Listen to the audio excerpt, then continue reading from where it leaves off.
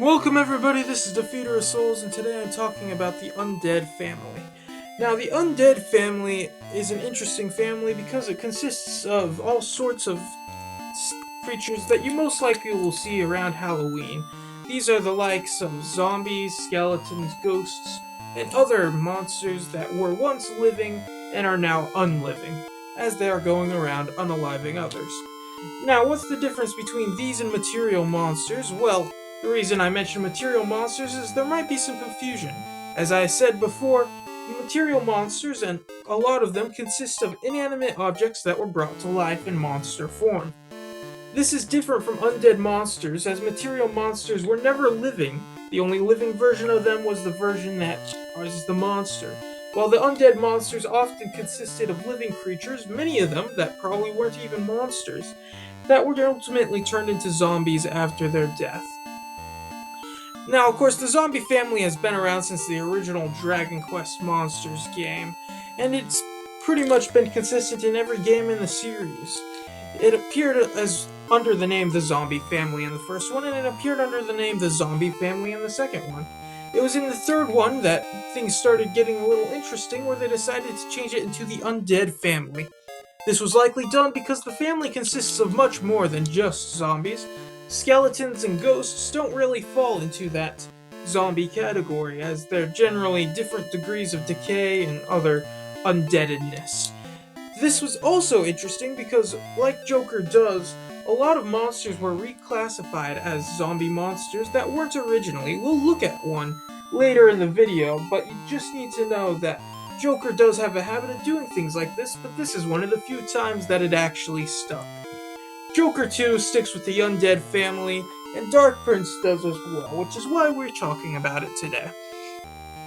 Now, what exactly does the Undead family do? Well, I'm glad you asked, because there's one thing they do, and they do it incredibly well, and that is status conditions.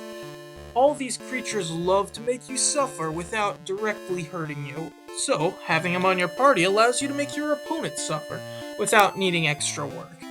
So a few of the things they do incredibly well and consistently is poison. Poison's always fun. In most games, it just does continuous damage every time your opponent acts. If most creatures can be affected by it, it will hurt them, and in some cases it's even fatal, like in the original few Dragon Quest Monsters games. They can also do sleep, which will render their opponents unable to do anything until they wake up. They also have paralysis,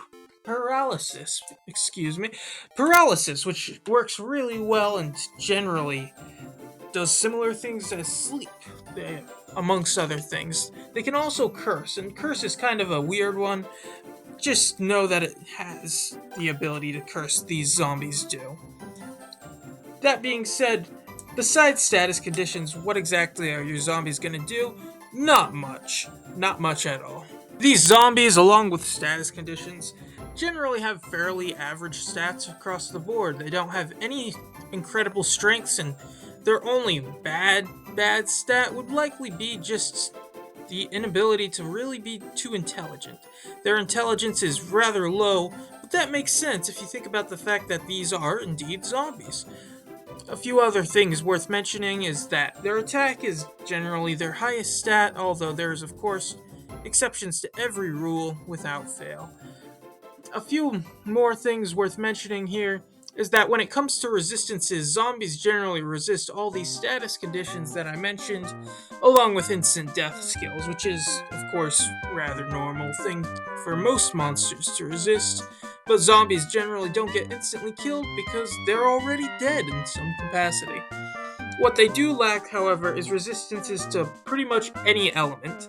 As such, if you use a zombie, you'll find they're going to get hit hard by magic. Magic hurts them an incredible amount. Now that I've explained what exactly these zombie monsters are, let me introduce you to a few of them that you might recognize, or maybe these are some new ones. These are some ones that I generally find rather recognizable throughout the series. So the first one that we're going to be talking about has been around since the original Dragon Quest game back on the NES, and is generally considered to be the face of the zombie family. That is none other than Spooky.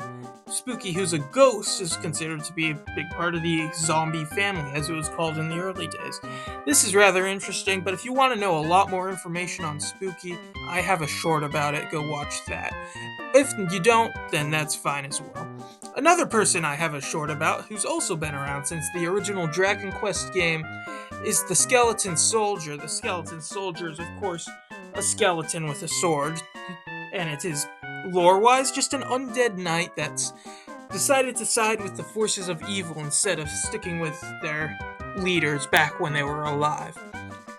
These guys are generally fairly middle game class, but once again, if you want to know a bit more about it, I have a short about them. Someone I currently do not have a short about, however, is the Walking Corpse. The Walking Corpse is actually a zombie, which might come as a surprise considering that since this family is a zombie family, that I haven't talked about this before. Yet here we are, zombie family, here's your zombie. One last guy that's incredibly interesting, and one that might come as a surprise, is the Muddy Hand. Now, why is the Muddy Hand a surprise? Why does this come as a surprise? Well, the main reason is because if you've watched this video, or if you've just played early Dragon Quest games, you'll be under the impression that Muddy Hand was a material monster. And he was. In the original games, the Muddy Hand was considered a member of the material family. So why am I talking about him with the undead monsters? Well, that's because he was reclassified as a zombie monster in Dragon Quest Monsters Joker. And that's because, as more and more games were made with the Muddy Hand in them, they decided to increase, basically, their lore to explain what exactly a Muddy Hand is, and it ultimately led to him being redefined as a zombie monster. For example, I have here a description of what a Muddy Hand is in Dragon Quest XI from Echoes of an Elusive Age. Their in-game description says that these monsters are made when men drowning in the mire and desperately waving beneath the surface give their despairing souls to the swamp. Basically, this lore implies that it's the souls of drowning men inside these swamps who give their souls up and whose souls form hands in order to drag others down with them. And this, of course, stuck through all these games, ultimately until you get all the way to the Dark Prince. But yeah, that all being said, that was pretty much it. Like I said, this video is a little short, especially compared to the last one I released.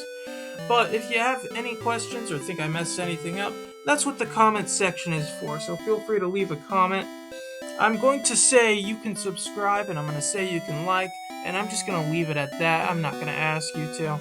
And yeah, I think that's just pretty much it. So, this has been Defeater of Souls, and I'll see you later.